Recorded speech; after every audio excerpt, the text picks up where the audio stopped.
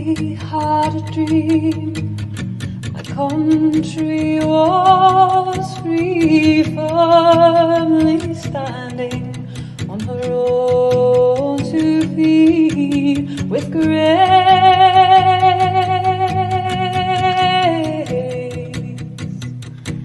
and dignity.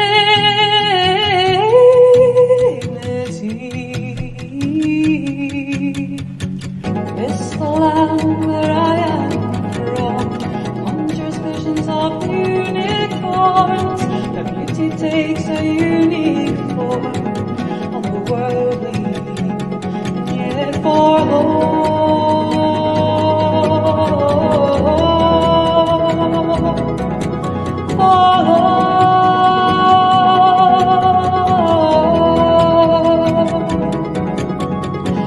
she needs at last to come together and to raise her voice. There are ties that must be severed to rise above the noise.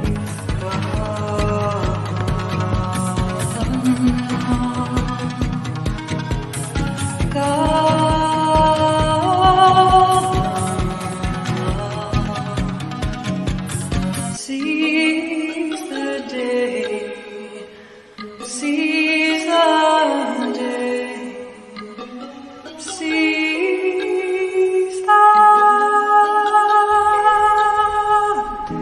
All your hopes and dreams will surely fade away if you don't seize the day, seize the day. Well, welcome back to ayematters, the live from Westminster with myself and John McNally, who is currently absent but may yet appear during the show. We're joined tonight by Campbell Gunn online and by Stewart Easton in the studio with myself, 2 very experienced journalists who will be talking about the Scottish media and press industry. So do get your questions into us, and if you can preface them with the letter Q so it's easier for me to spot, that makes life a bit easier. So we'll just ask the lads to introduce themselves. Stewart, would you like to start? Hi, Martin. Well, I'm Stewart Easton. I was head of comms here at the SNP in Westminster from 2013 to 2017. So I was here for the referendum, first referendum, and also for the 2015 landslide. So that was, ups and downs. Before that, I'd been at BBC Scotland and various other parts of the BBC for quite a while. Ended up being head of news and current affairs at BBC Radio Scotland. And I've worked in various broadcast newsrooms and most recently at LBC Radio in London. So, I've had a bit of broadcast experience, no newspaper experience. I'm only a customer and a viewer of newspapers. A critic. Very much so, yeah, afraid so. And online, as I say, we've got Campbell Gunn. Campbell, would you like to tell everyone a wee bit about yourself? Yes, well, I was many years with the Sunday Post. I ended up as chief reporter, and then in 1999, when the Scottish Parliament was established, the Sunday Post decided they needed a full-time political editor, because previous to that, they just had someone who did it on a freelance basis from Westminster. So I managed to wheedle myself into the situation where I got the job. I was in charge of Edinburgh office for the Sunday Post at the time, so it was quite easy to move myself over to Holyrood and pretend that I was badly needed. They couldn't do without me there.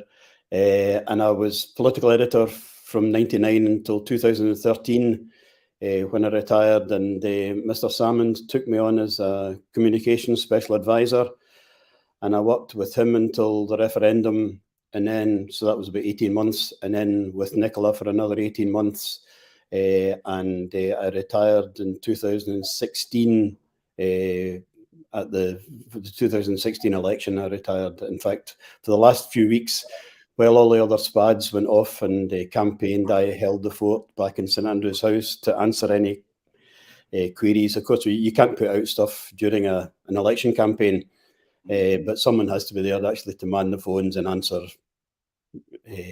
factual questions and things like that. You know. Since then, of course, I still have a column in the Aberdeen Press and Journal every 4 weeks. So it's supposed to be political, but I tend to. More recently, I have been doing quite a lot of stuff about politics with a capital P, but I have been trying to do politics with a small p. I've talked about the North Coast 500 and renewables and things like that. The plethora of roads on mountains, because I'm a hill walker, and I don't like seeing all these estates bulldozing roads up Munros. Yep, thanks, Campbell. So, Stewart, I know you've got a few ideas you wanted to talk about tonight. Well, there's nothing sort of exceptional about what I'm feeling and thinking about the Scottish print media at the moment. I'm pretty sure I echo how a lot of people feel about it, which is that we've got a lot of titles. You go to the supermarket or the petrol station, there's still a broad variety of titles, and it's P&J and the Courier and the Herald and the Scotsman, in addition to the other titles, and got Scottish imprints now of things like the Daily Mail and of course the Express. We've got a lot of titles, but we do not have diversity. There's a real problem, which to me is the old media problem of only one publication. We all know which one that is, obviously, being overtly pro-independence. And I just think it's bad business. I mean, the print media is probably break even at best. I don't know what their business propositions are, but I just wonder if now isn't the time for one of the red tops, and you would imagine it's either going to be the Record or the Sun, to shift. Now, I don't see that happening in the immediate future. I think they're all preoccupied with the next general election. But they must be looking at the market and think, in fact, I was just saying to you before, I had to look at some of the circulation figures. And this is not a distinctly Scottish problem, as Campbell knows, obviously, as well. But, the decline in sales has been absolutely precipitous. It's been, Campbell was saying just before we came on that the Sunday Post used to sell like over 1.5 million copies every week. It's now 40,000.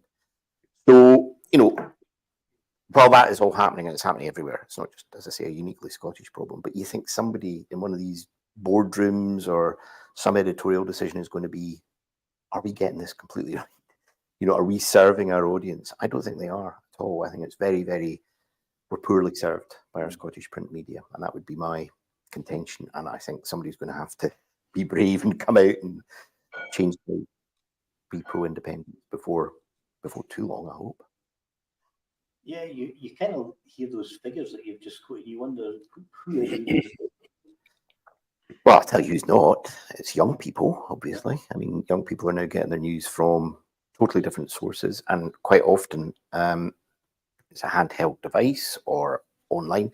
The encouraging thing is, though, I think I'm not, don't get me wrong, I am not hostile to journalism in Scotland. I think there's some brilliant writers, some excellent columnists. You've got real quality writers. We always have had, and we still do.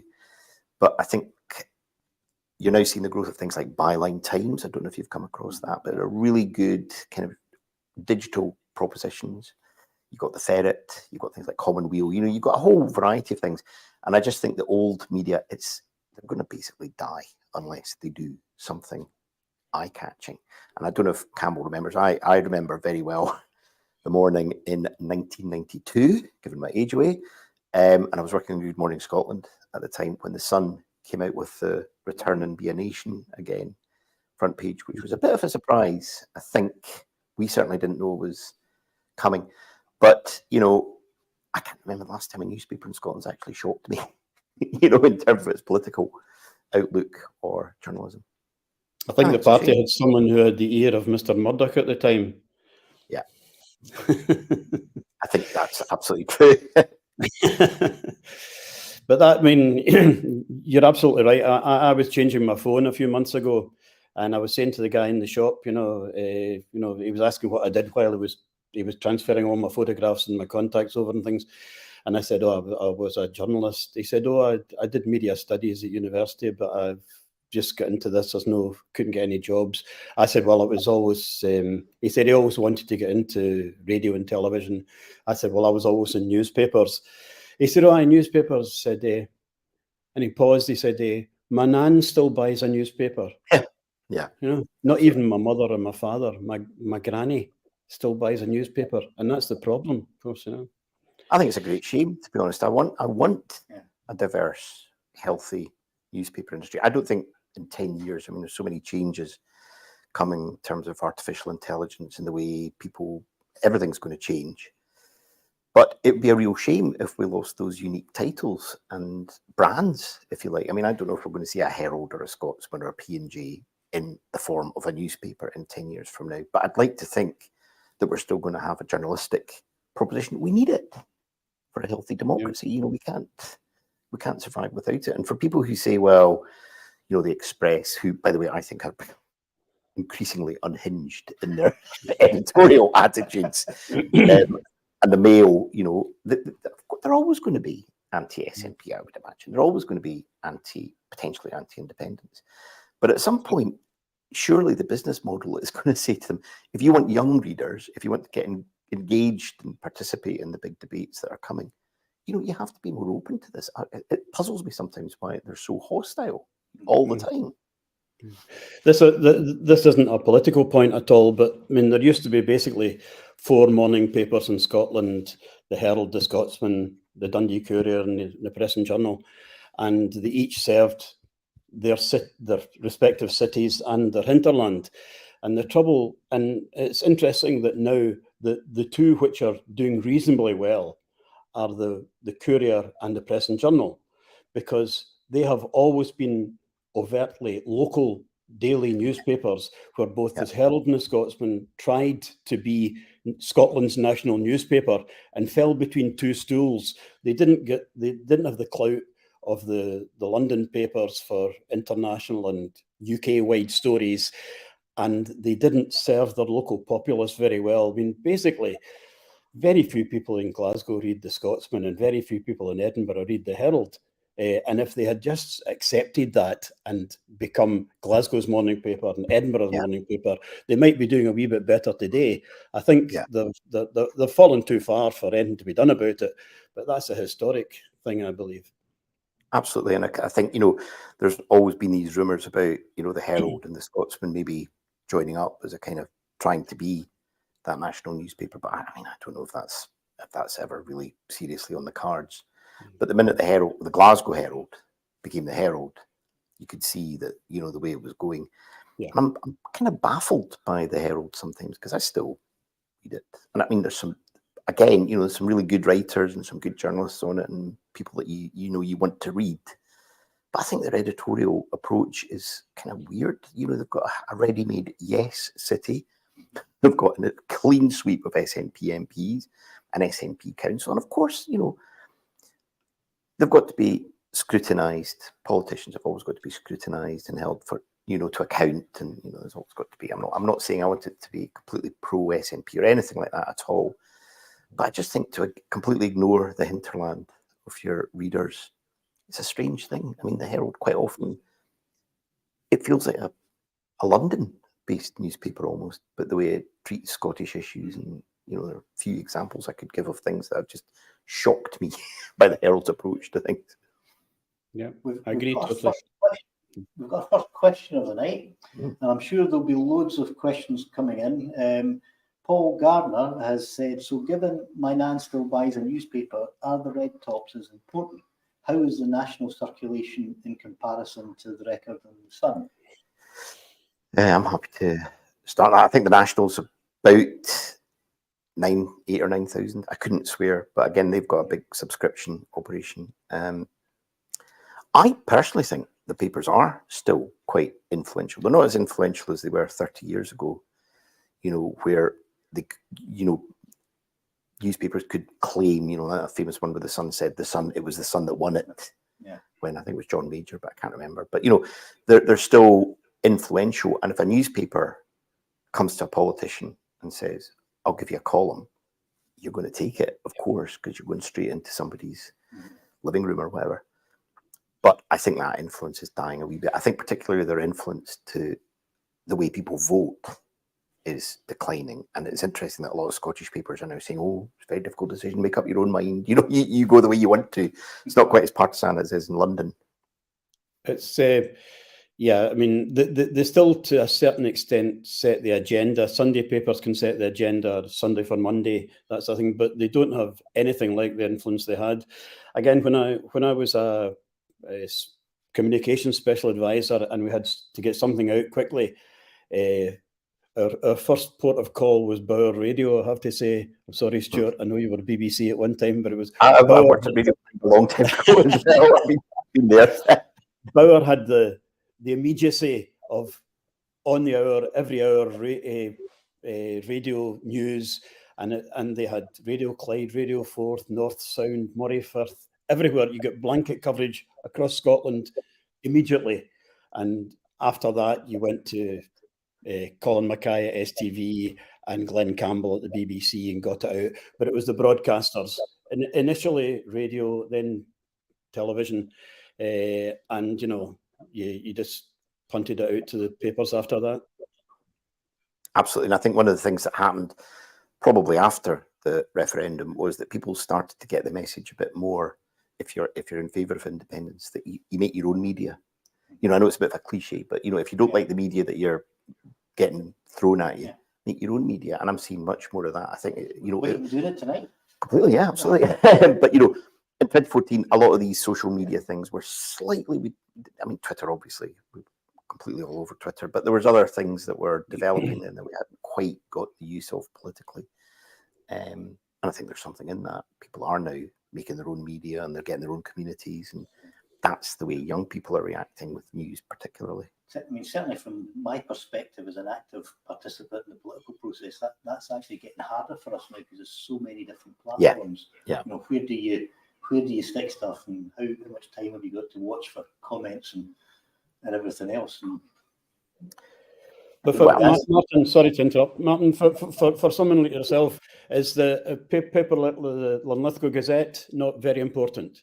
I mean, especially for local MSPs and MPs, the local paper I still think has a bit of clout. Yeah, no, I think you're right, and certainly for I think for that older demographic that's much more likely to turn out and vote, it's even more important. Yep. Mm-hmm. That's true. Yeah. And also I think they're not great, but the circulation of local papers is holding up a bit better than nationals. Yeah, I've often wondered why, I mean, maybe in parts of the country they do this, but why we don't have more of an online presence for local papers, because I'd have thought that's the kind of thing folk would subscribe to that have moved away from their local area, you know, because they want to keep in touch with what's happening in their old patch, and, you know.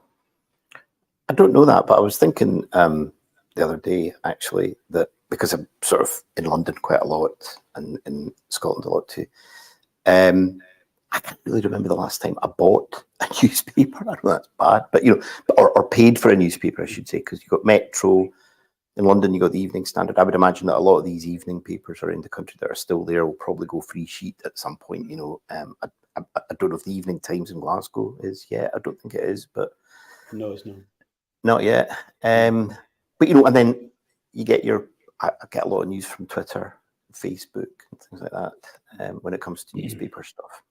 We've had a few comments come in, not any more questions, but a few comments. Magnus saying that they used to buy the Evening Times, but it's too dear now. I suspect cost of living and prices must be affecting people. I think they've got a paywall, haven't they, the Evening Times? If you want to read stories online, I think it's a paywall. Yeah. Herald's the same. Yeah. Evelyn Hume said to us that she thinks they're more influential in England than Scotland, and thinks they aided and abetted Brexit. Totally. Yeah. Couldn't agree more. I think, in fact, if anything, in England, I think the problem might be a bit worse because there's a bit more diversity. But when you look at the client journalism in England, if you know what I mean, particularly London media, Telegraph and the Mail and the Express and the Sun, I mean, they are all singing the same tune. It's very depressing. And Paul Garner's came back. Paul is also a deputy group leader in the Falkirk Council, and he's commented that local papers are very important to councillors. Yeah. It's certainly the case. That's certainly the case for local councillors, because I mean, most local council issues are not going to get publicity in the Herald of the Scotsman or the Courier or the P&J, whereas they will do in the local paper. If you've got an issue in Lithgow, it'll go in the Gazette, for instance. Absolutely. Yeah. Yeah. So do fire in your questions. As I say, if you can mark them with a Q at the start, it does make my job slightly easier, because we have no technical support. We are it. Who you see on the screen is doing everything. So I was just going to say, I'm going to ask Campbell if he is, because of his newspaper background and experience, if he's optimistic about the future or if he's fearful, because I would like to know how it's going to work out for newspapers, you know. I'm fearful, I'm afraid to say. I really worry about, especially national newspapers. I think local newspapers will survive. And in Scotland, I think the chances for papers like the Dundee Courier and the Press and Journal are better than the Herald or the Scotsman, for the reasons we gave earlier. Because I think the only way newspapers are going to survive is by providing local news that people can't get anywhere else. Things like Twitter tend to be, you know, it's, you know, okay, Westminster politics or Holyrood politics or something. You don't get the local stuff. You don't get the local courts reported. These are only available in local outlets, and that, I think, will be local newspapers. But as for the big newspapers, gosh, I mean, you were just talking about the circulations, the record down from 700,000 to 40,000. It's very sad. And my own paper that I worked for many years, I can remember at one point it was 1.8 million, and it's now, you were saying it was 40,000 as well, isn't it? Yeah, about 40,000. Dreadful. And they're not catching up on that with online. And even if they do get some pick up online, commercially, it's nothing like what the return is from actually buying newspapers and the advertising they get from bought newspapers. And you look at a thing like the Daily Mail, you know, which is a worldwide brand now. I mean, it's Mail Online is huge in the United States and all over the place. And their biggest, apparently, day sale is Saturday, because it's got the best TV guide.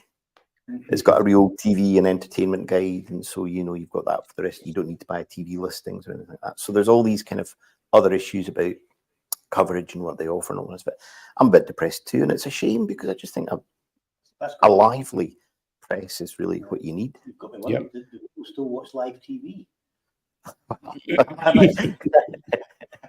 I don't know.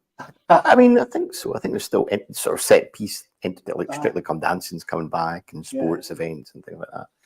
But I think people do go to Netflix, and I'm not really an expert in that, but they make up their own schedules now, don't they? Watch what you want. I've got that itinerant lifestyle where I'm never not a set time, so it's just it's all catch up for me. BBC iPlayer's great. Yeah.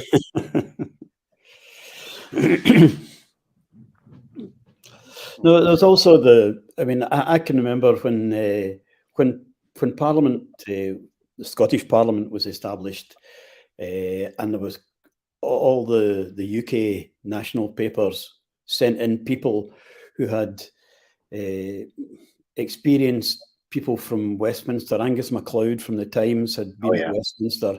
Alan Cochrane from the Telegraph, might not like what he writes, but he had a background and he knew that sort of stuff. And as I was saying before we went on air, my last involvement in politics or political spinning was for the Ewing family. I worked on behalf of Annabelle and Fergus. I announced Winnie's death, and I put it out on Twitter, and I sent out press releases and so on. And some of the questions I got back from political journalists and indeed political editors who had no idea, not only just about Winnie, but just about background stuff. I was telling you guys the story earlier. One of them said to me, now Winnie, she won Hamilton in '67, so that was the revival for the SNP. I said yes, and she said yes, that was she was the first SNP MP. I said no, there was Robert McIntyre before that. And she said, sorry, what was his name? And I said Robert McIntyre. And this political editor had never heard of Dr. Robert McIntyre, who, to anyone who's involved in Scottish politics, is a legendary figure. And at least back in '99, when you had people like Murray Ritchie at the Herald and, as I say, Angus MacLeod and Alan Cochrane, they had a hinterland of knowledge about politics, which I fear a lot of the political journalists today don't have. Maybe I'm speaking as one of the veterans here, and because I remember these things, I think other people should. But I think that there's been a loss within political journalism of background knowledge. Couldn't agree more. And it shows, I think, in the Westminster coverage of all newspapers, I think, really. And my thing that I was mentioning about client journalism, that's kind of one of the things that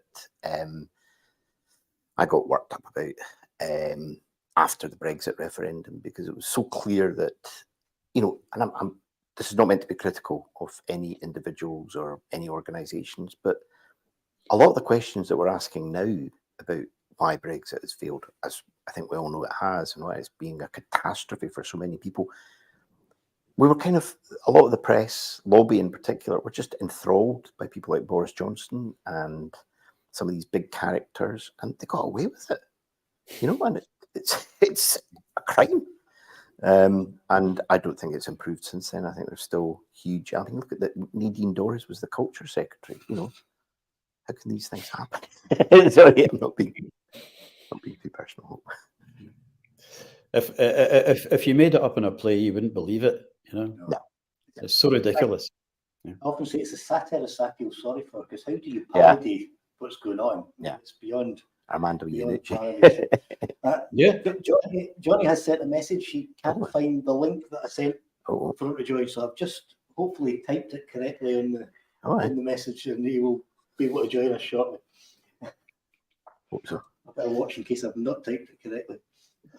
But speaking of Armando, you're a bit pessimistic about the future. I am a bit pessimistic about the newspaper future, but I'm not that pessimistic about journalism, because I think there's a lot of things coming up. I'm particularly impressed by Byline Times. I'm not doing an advert for them, but they're really good. And Democracy Now, and a lot of these people that are actually doing some really good investigative work, and somehow they've got the resources to do it. So it's not all bleak, but it's coming from different places. I've read a few of the Byline Times editions. Yeah. I do subscribe to it, but I do find that it's very depressing when you read it, because you actually go, how the hell's that happened? I didn't know about it. Well, quite, yeah, absolutely. So you've got to be in the correct mood frame to open it up. Yeah. But really good stuff. I would say so. But there is good journalism in newspapers too. It's just that very few people are reading it. I mean, people like Ian McWhirter and Jerry Hassan and people like that who have got columns, and there are good columnists, particularly columnists rather than news reporters. I think some of the political news coverage is frankly appalling. But most of the columnists, even the ones you disagree with, like, dare I say it, Alec Massey.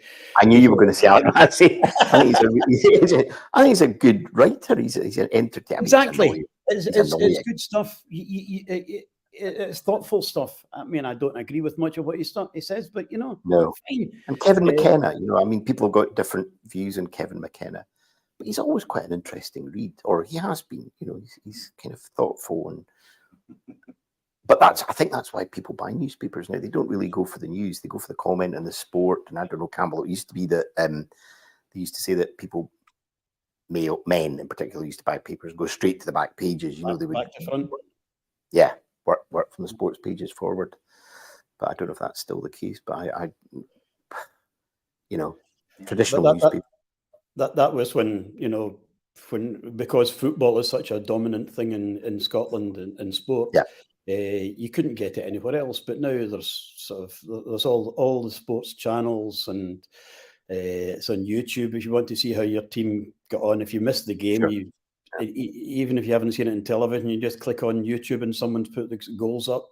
So there's no point in looking at sport and newspapers these days. No.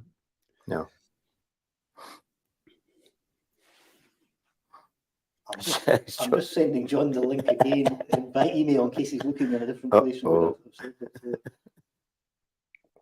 a bit of luck, we get him shortly. And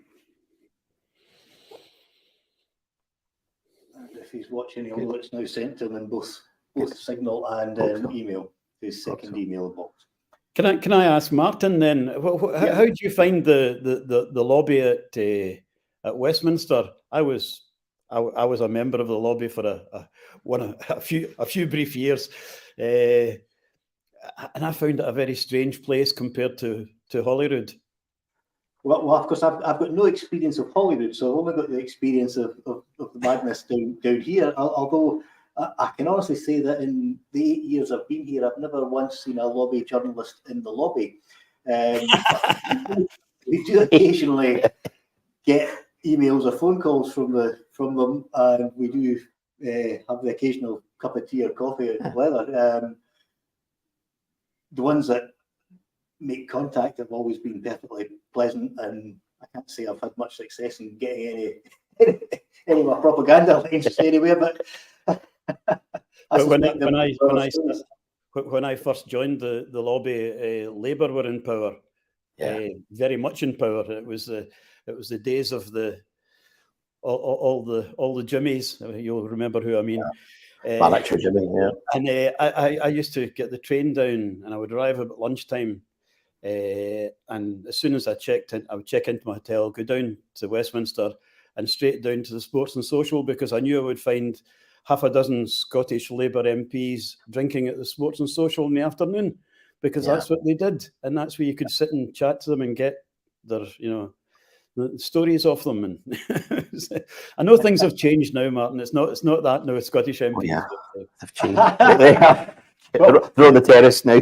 I mean, they even renamed the Sports and Social. That's what the rules sat. I don't know. I haven't been for a long time. But it's interesting, Campbell, because just at 2015, when I was here with colleagues in the office down here, you could see that. I mean, I got on pretty well with Torquil Crichton. I mean, I think we all quite liked Torquil. Really, he was. He's a good guy. He knew his stuff. He really did. But suddenly he came in one day and all his pals had gone. It was who are all these strange people that I've never seen before, and it was a new job for him. It was a whole 50 new people. But he and others like Kate Devlin at the Herald, and even David Maddox, if you remember David Maddox. I say even David Maddox because he's gone off to Express now. But he was, completely we all got on very well.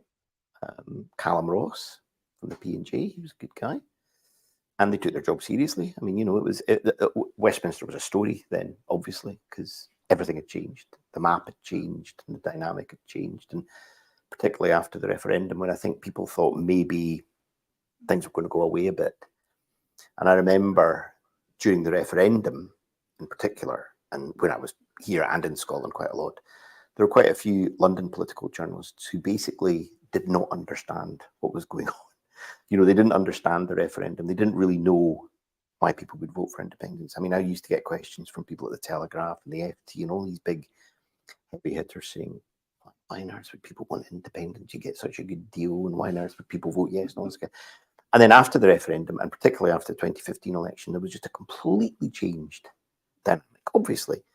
And it was an education for them. Not so much the Scottish political correspondents here like Torquil and Kate, people like that, but certainly the London journalists. And then adding to that was the Brexit referendum the year after, when they suddenly started to realise Scotland hasn't voted for Brexit. This is going to make things even more combustible and, you know, entertaining and difficult and all the rest of it. So I've never felt shortchanged by the lobby here, Campbell. I think that there, as you say, there's some good people, not always, you know, quite hostile sometimes, but, you know, they're good at their jobs broadly. Yeah, I agree with you. I mean, particularly Torkel, who's an old pal, I have to confess. But a lot of the, especially some of the people you mentioned, there, most of the, or not most, but a lot of the senior people at Westminster now actually worked at Holyrood. I mean, you mentioned Yes. Kate Devlin, she worked at Holyrood. Yeah. David Maddox worked at Holyrood. Yeah. Isabel Oakeshott, remember Isabel Oakeshott? She worked at Holyrood. I didn't know she'd worked at Holyrood. She was in the Daily Mail. She was in the Scottish Daily Mail at Holyrood. Right. Fraser Nelson, editor of the Spectator. Yeah. He worked at Holyrood. You know, so a lot of, I mean, the knowledge is probably a bit better than it was. I mean, I agree. Yeah. I mean, I remember when I started as a comms spad. I mean, some of the questions you used to get from the London media was, "I'm sorry." I mean, it was ABC stuff. It was terrible. You know, they just had no idea about the politics at all. Total lack of knowledge about Scotland too, and I think even, well, not total lack, but a real area that it didn't compute. And the 2015 election campaign. And do you remember? Sorry, I'm going back down memory lane here, but Lord Ashcroft did a poll in the 2015 election. And it was a big, you know, he does really big spread polls. And it showed, I think, every Labour seat lost. I think it was every seat. And they just didn't believe it, a lot of the poll cores. And there was I won't name names, but there was a Glasgow Labour MP who just, you know, he basically gave up at that point when he saw the poll. He thought, that's it. I knew things were bad, and now I'm just going. So, you know, the knowledge has increased, though. I think that it has, definitely. They don't. There was a slight sense in 2014 that I think a lot of the London lobby journalists thought we were just a bit swivel-eyed, just a wee bit kind of, what on earth are you doing? Why are you doing this? Why are you doing this? They get it now. I think they get it now. I think I agree totally. I think 2014 was a turning point, and there's a far greater awareness and knowledge of Scottish politics, and probably, I dare say it, Welsh politics too, in Westminster than there ever was before. That's true. Yeah. Just when you mentioned going down memory lane, it's maybe just worth reminding people that this is the 9th anniversary of the defeat, at least the first independence referendum. So we have a bit of challenge ahead, but I'm sure we all have some fond memories as well as the disappointments of that campaign. I'm surprised at how few questions we've had tonight. I don't know, but maybe without Johnny being here, nobody asks questions. I don't know what the missing ingredient is, but if you have a question, we have two of the most experienced journalists that we can get our hands on here to answer them, and I'm sure they would make comments on comments as well if we don't get any exciting questions. But so maybe if we talked about the BBC, you'd get some. Yeah, you might get some, yes.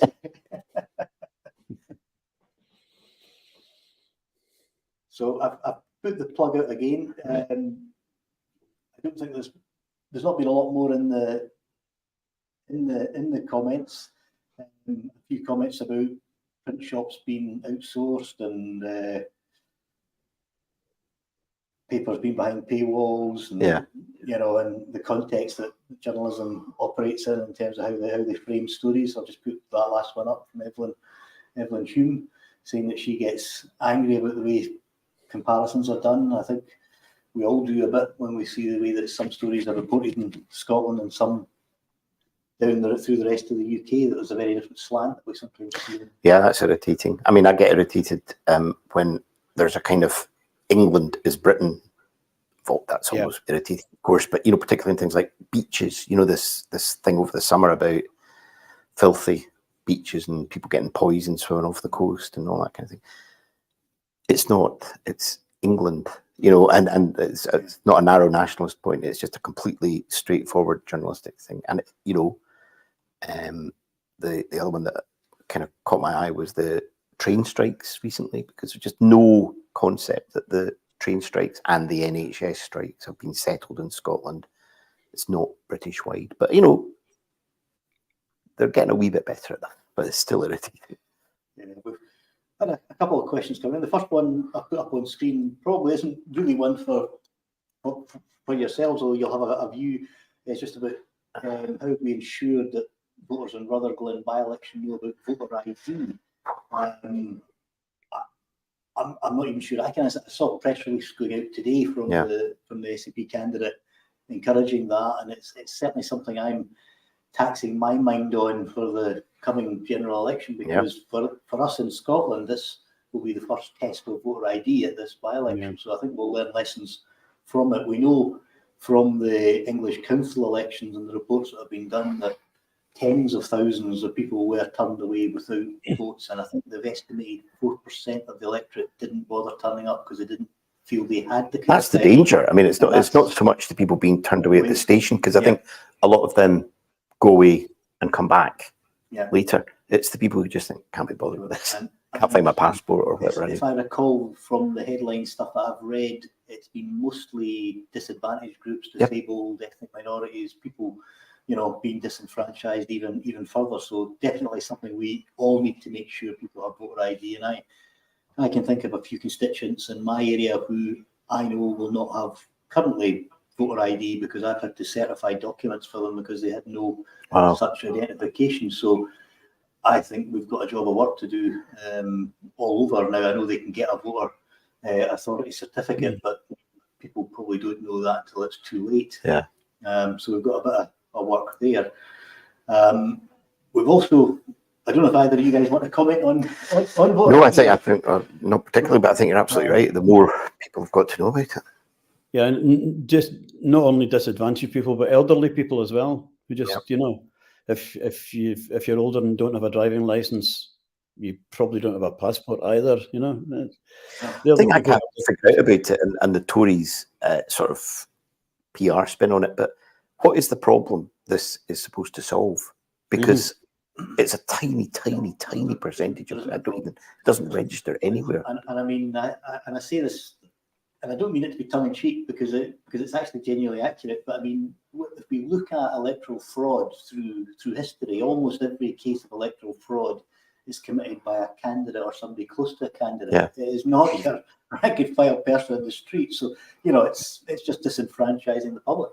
I wonder if it will persist. I wonder if it will maybe just follow it should be scrapped. I mean, it's not. It's solving a problem that doesn't exist. You know, it's just creating exactly that. Yeah, it doesn't encourage turnout, and surely that is what politicians want. And I mean, you know, if you were looking at it, you know, not only does it have to be a valid form of photo ID, but the poor clerk that's in the polling station has to determine that that's a good likeness. So, you know, I mean, you know, I mean, you can just see the issues for stress there. If somebody says, "No, that's not you," yeah, it is. You know, got £3 myself, you know. We've also had a follow-up comment from Paul Gardner about the 9th anniversary. I think we all agree we will be an independent country, but he's asking us realistically, when do we think this can be achieved? Now, there's the $1 million question. Over to you, Campbell. This is a matter for discussion at the conference next month, I believe. Yeah, I suppose being a politician, I'm going to say it cannot be achieved too quickly. I wish we'd had it 9 years ago. We haven't. It's very frustrating for me that we just don't seem to have moved the dial all that much. You know, do you think we have? I think we have moved the dial. I think, particularly that YouGov poll, or the one that had the age breakdown recently. We're good on young. Yeah. Spectacular. Yeah. You know, I mean, you know, I know it's the demographic weighting game, but I've no idea. I've no idea. I'm old enough that I don't want to have to wait till the older democratic dies off before we get independence. I'm seeing someone saying out the door in 24. I couldn't agree more, but the way of getting there is the problem. No, absolutely. no, it certainly is. I mean, I get frustrated because, you know, we chap doors pretty regularly in my area without asking the independence question, you know, as part of that all the time. Yeah. And, you know, there's folk who are rock solid both ways.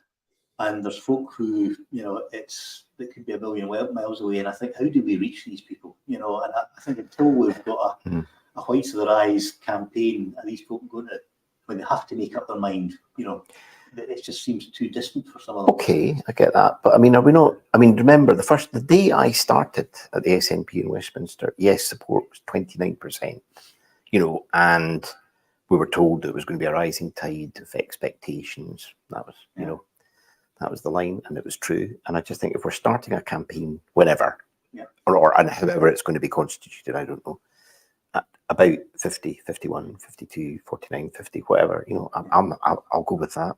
Yeah. I'd be happy if it was 60, but you know, do it from there. Absolutely no problem. Oh, I mean, I think we've got numbers. Yeah, I'm convinced we'll do it as well. Yeah. Sorry, I agree totally, Stuart. I mean, went from 29 to 45. We're sitting at 50, 52 just now without a campaign. What can we do with a campaign? And I honestly think as soon as you start asking unionists, where is the union going to be 20 years from now? You know, what is the benefit of us? And, you know, pension ages, I mean, they're even saying the pension age is going to go up again. Yeah. You know, and we're going to become, you know, our powers at Holyrood are going to be diminished even further. And it doesn't really matter if it's a Labour government or a Tory government. I mean, of course it matters in some respects, but I just think Westminster as a corporate body is going to be hostile, increasingly hostile to Scotland. And if you just sit down and say to people, families, 20 years from now, what do you think this place is going to be like? Going to be poorer, more isolated, anyway, you know. I think it's an even a better proposition now than we had 9 years ago, personally. Really do. I'm seeing a comment there from somebody saying that in Australia you get a free hot dog when you vote. And suggest free sausage, rolling sausage. Gets my vote. Yes. Yeah, that would certainly. Well, we might get more voting if they did that. especially with food poverty and malnutrition going up. That might be different. Yeah. I have to say that when I was during the election campaign, I can't remember what year it was. It was for the Scottish election. I think it might have been 2007. The best attended press conferences in the morning were the Lib Dems because they laid on rolls and bacon. Yeah. And all the acts went along to have a roll and bacon, and they weren't interested in what the Lib Dems were saying, but they just went along for the bacon rolls and a cup of tea. That's to get the day started, you know. Yeah. Oh yeah. Get them voting on their mouth. Well, we've clocked up 48 minutes of the show, so we've got 12 minutes to go. There's still time to get your questions in. There's no point sitting later on saying, "Oh, I wish I'd asked them this" when we had the chance. And it will be a number of weeks until we do the next live stream because the Parliament is going into recess for the conference season. And the first week back coincides with the SNP conference. So I will be in Aberdeen, not here in London. So it will be after that before we're back on. So as well as plugging for you always stick your questions in, do also let us know comments for ideas for future shows, and we will try and get the folk you want to hear, or at least people that can talk about those subjects. So, you know, it's up to you. We will put on as many of the people as we can that answer the questions that you would like to hear. So I'm just seeing, yeah, here's one. There's a question. Has HUMSA's rebuttal unit been set up? Don't know. I can't say I can give an update on that, but I would like to believe that the party chief executive, Murray Foote, has been tasked with managing it. So I presume work is underway, and I suspect we'll no doubt be told at conference as to what's developments have happened. So I'm confident that something's been done, but I can't really say any more at this stage until we hear ourselves. But we definitely do need a good rebuttal unit. That's no doubt about that. What's your thoughts on how we should be rebutting things, Campbell? You must have a lot of ideas and frustrations on that front when you see. Yeah, well, I remember, I think Tony Blair's government was the first to set up a rebuttal unit, and it was immensely effective in the days of pagers and things like that. They used to get things, they used to send page messages to MPs who could correct Tory statements on the other side. You know, it's very effective that way. I think the one that's proposed for the SNP is really for rebuttal for stories in newspapers and online and things like that.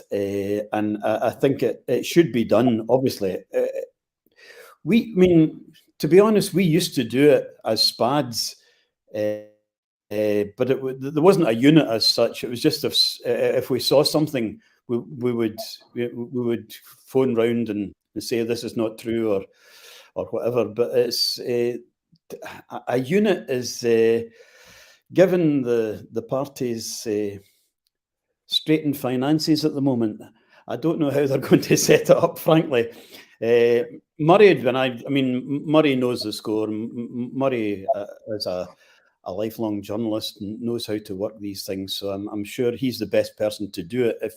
If one is being set up, I'm not party to any inside knowledge about what's happening there. But it is something. But I mean, frankly, the comms SPAD should be doing this anyway. Yeah, I mean, you touched on a few memories there. It's not the first time that I've been in the chamber, and one of our team, and also in the chamber, has looked up something on the internet and made an intervention to correct the bollocks that we've heard somewhere on the other side. So, you know, it is technically easier to do nowadays with, you know, the access to information that's out there. It's not just what can you remember, what can you research. Yeah. We've all got that capability, but and I often say this to supporters who share things online, to check what they're sharing before they share them, because sometimes we've got to try and put out fires of folks spreading our own false information that you just think could be saved. Yeah. Don't know about on that issue of rebuttal again. I don't know what when I was ComSpad, we had three. There was a head of media, and then myself, and then another ComSpad. There were three of us, and there certainly aren't three just now. There are more comms, more SPADs than there were in my time, but I don't think there is any. I don't even think there are two comms SPADs now. I'm not sure. I only know of one at the moment. So maybe that's something that could be. Yeah, that's certainly not going to make it any easier.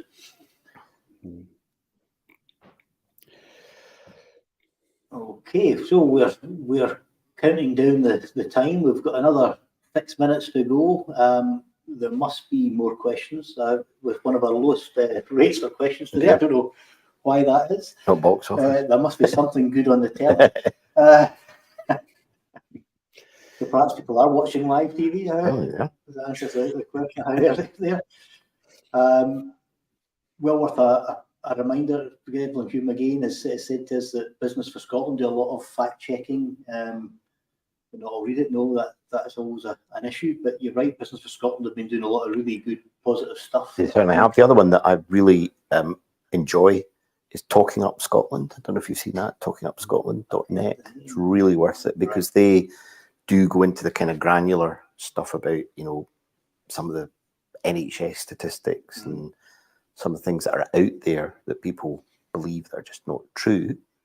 And I don't know, I have to say, I'm not sure who's behind that, but it's a very, very good read, and it is straight factual. You know, it's just a kind of almost like, in its own way, it's almost like a rebuttal unit because it does, and it's a really good counterpoint to all the stuff that you see in the paper. So it's just garbage, you know. Sorry. Well, there is, you know, there's just a lot of stuff in the papers that is self-evidently not true. There is I mean, I know there's a general feeling within the movement that there is an SNP bad agenda out there.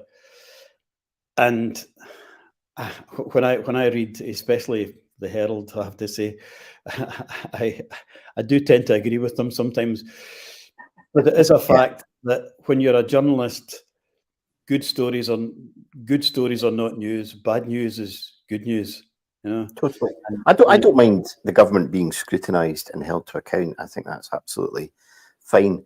But you know, you do get to. I mean, my recent bugbear was the day. I'm not necessarily supportive of Kate Forbes, but I am, you know, interested in fairness. When they photoshopped a picture of a Bible, and put it in her hands. That was the Herald.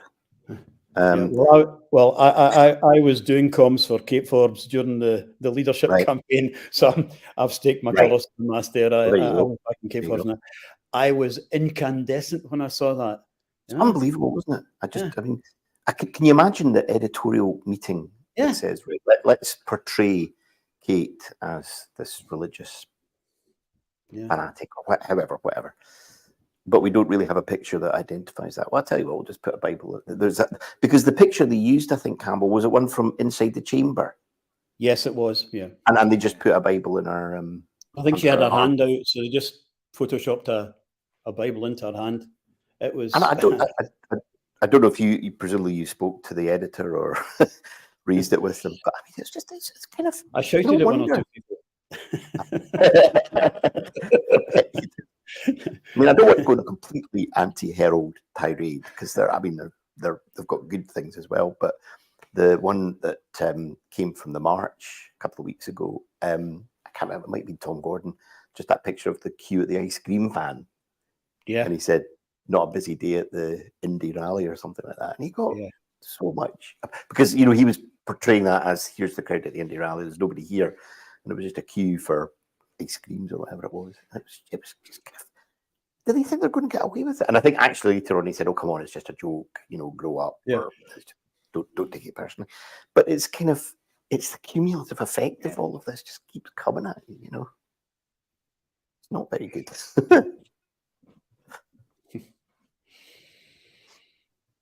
Yeah. Well, we've not had any more questions. So maybe we're not getting any more questions, but we can chat amongst ourselves for the remaining time. Yeah.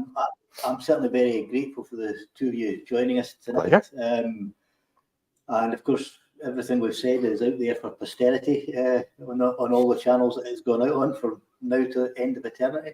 I often think I was lucky to go through my teenage years before the internet existed, because none of the embarrassing things I did can be remembered by anyone. No, hold on, this is an embarrassing thing. Is that what you're saying? No, not yet. Still time. But so good to have you with us today. And as I say, we'll be back in about a month's time now for the next show. And we should have Johnny back with us as well. In fact, I don't know if we've had an update on the message from Johnny. No update. So I've either typed the login details wrongly, or he's one of the people just watching the show, or he's not watching what other exciting things on the telly. But Parliament is, as I say, pretty much dead just now, and it's not going to get any better, I don't think. And certainly not until after the King's speech, and then we'll get a flurry of pre-election stuff, I think. But okay, I'm going to ask you a question, Anne Campbell. When's the election going to be? Well, I noticed one of the comments, Paul, who's asked a few comments today, has said national and council elections on the same day in Sweden encouraged turnout. I would say my recollection of national and council elections on the same day in Scotland was one of absolute nightmares of the counts and the complications of different voting systems, and I wouldn't want to go there ever again.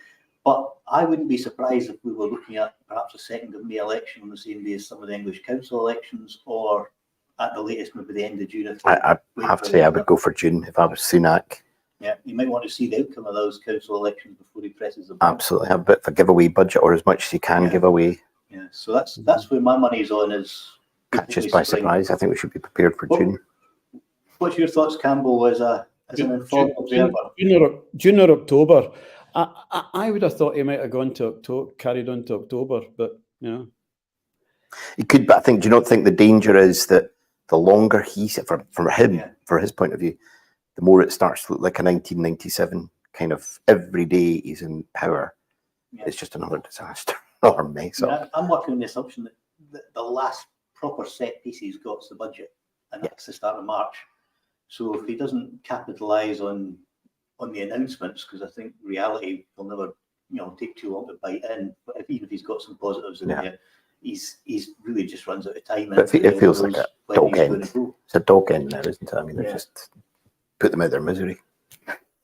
If he pulls the plug in HS2, he's going to lose a lot of the red wall seats. It's kind of looking like they're having conversations about that. I mean, this £100 billion to take 8 minutes off the journey to Birmingham. Great, got it. See, you're now getting questions coming in, Martyn. I know. because we've reached the end of the time, we've got several questions coming in. We're obviously not going to be able to answer them tonight. I'll just flash them up just to acknowledge that we've had them. Paul Gardner has asked pensions and currency, two of the main topics for conversation in 2014. Do you think these have changed? Quick answer. I think these will still be issues, but I think we'll be much more on the front foot this time round. I think there's been a lot more work done on both of them. And that's my assessment.